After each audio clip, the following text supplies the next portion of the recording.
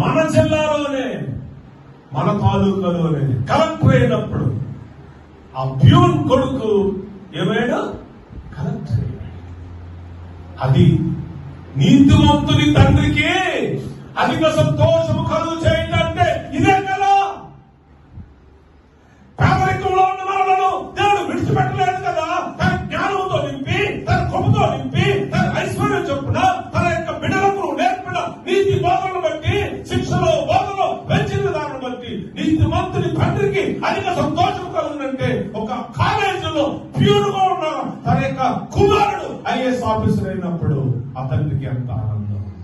ఒక రిక్షా తొక్కునే వారి కుమార్తె ఐఏఎస్ ఆఫీసర్ అయ్యి ఆ రిక్షాలో తన తండ్రిని కూర్చోబెట్టి ఐఏఎస్ ఆఫీసర్ గా ఆ రిక్షా తొక్కినప్పుడు ఆ తండ్రికి ఎంత ఆనందం, ఎంత సంతోషం.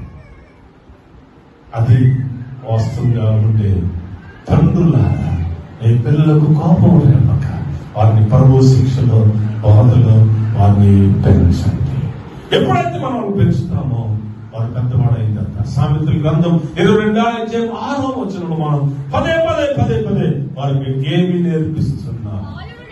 బాలుడు నడవలసిన త్రోవను వారికి నేర్పము, వాడు పెద్దవాడైన దానిలో నుంచి తొలగిపోడు. హల్లెలూయా, హల్లెలూయా. అది నీ పిల్లలకు నేర్పాలి, నీ పిల్లలకు నేర్పాలి, ప్రార్థన నేర్పాలి. రే రాడా, కుటుంబ ప్రార్థన అయింది, రండిరా. వాడికి ఇష్టపడదు కానీ రండిరా. నువ్వు ఎదురుగా మాట నుంచి బయలుదేరితే ఆ చిన్న పిల్లోడు నోరులోంచి మాట్లాడినప్పుడు ఆయన మోకాలేస్తాడు.